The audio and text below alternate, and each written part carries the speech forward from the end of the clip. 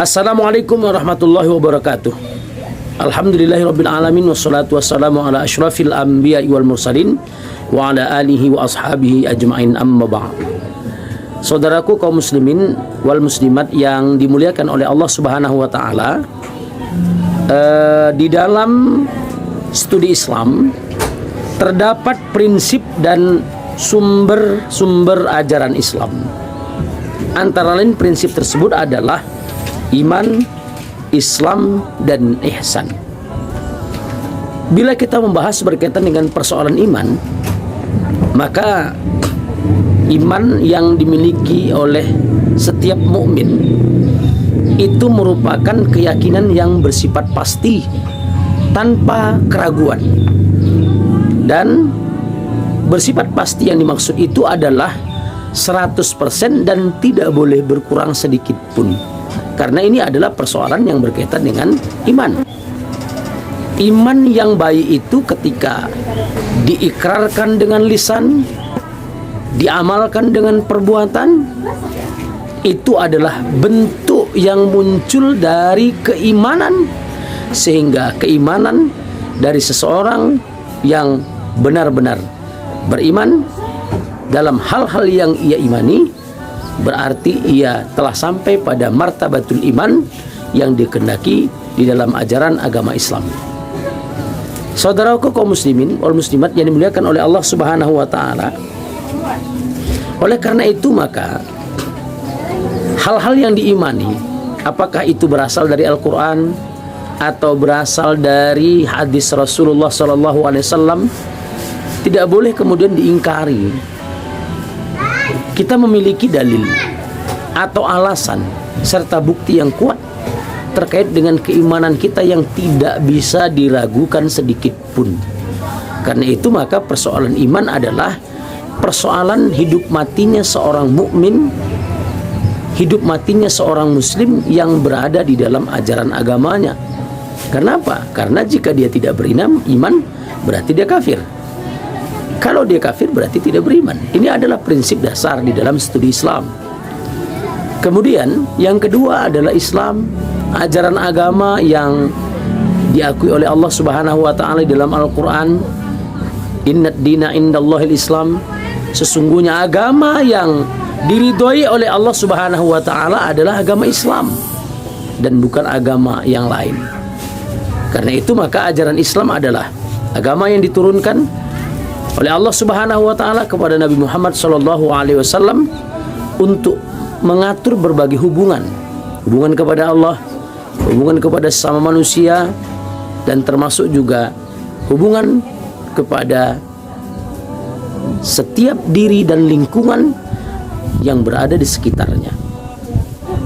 Karena itu maka berkaitan dengan persoalan hubungan yang diatur oleh Allah Subhanahu wa taala ini adalah hubungan yang tidak boleh dilepaskan dari perintah dan larangan Allah Subhanahu wa taala.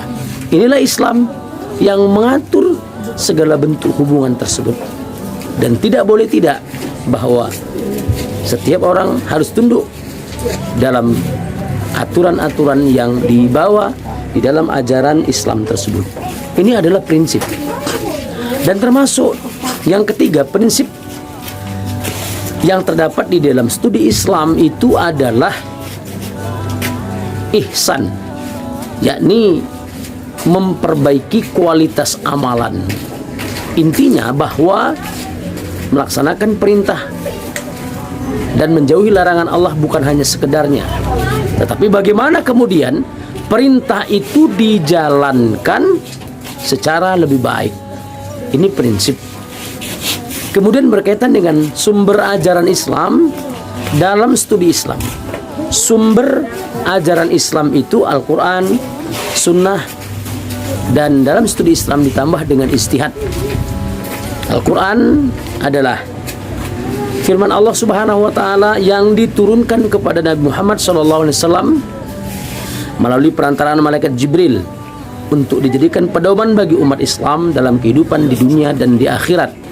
Jadi pedomannya adalah Al-Quran untuk menata semuanya, yakni bagaimana kita menata pribadi kita, menata keluarga kita, menata masyarakat kita, menata negara. Pedomannya Islam adalah Al-Quran. Pedomannya adalah Al-Quran. Berikut juga sunnah Nabi SAW. Apa itu sunnah? Segala sesuatu yang diambil dari Nabi Muhammad SAW, baik berupa perkataan, perbuatan, maupun ketetapan, pengajaran, sifat, dan perjalanan hidup setelah beliau diangkat oleh Allah Subhanahu wa Ta'ala menjadi Rasulnya. Ini juga adalah pedoman, dan termasuk juga ijtihad, jadi upaya untuk menggali hukum berdasarkan pada hal-hal yang dipahami melalui Al-Quran dan Sunnah tersebut. Saudaraku kaum muslimin wal muslimat yang dimuliakan oleh Allah Subhanahu wa Ta'ala, berikut sekelumit tentang studi Islam berkaitan dengan prinsip dan sumber-sumber ajaran Islam. Semoga prinsip yang kemudian kita miliki, baik terkait dengan iman, terkait dengan Islam, terkait dengan ihsan, berikutnya juga bahwa sumber yang kemudian diwajibkan untuk kita patuhi Al-Quran, Sunnah, dan seseorang yang melakukan ijtihad dengan menetapkan setiap masalah yang harus dipahami hukumnya, dan penetapan hukum itu harus didasarkan pada pedoman Al-Quran dan Sunnah. Sehingga kalau kemudian kita benar-benar memahami prinsip dan sumber ajaran Islam ini, insya Allah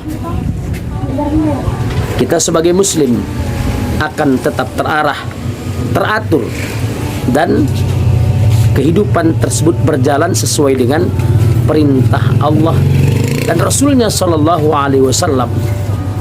Ini yang kemudian dipahami di dalam studi Islam, sehingga studi Islam menekankan untuk tetap menjadikan pemahaman, pemikiran, dan ajaran-ajaran Islam sebagai sumber yang benar-benar dapat dipahami setelah dilakukan penelitian dengan cara yang lebih baik. Demikian, assalamualaikum warahmatullahi wabarakatuh.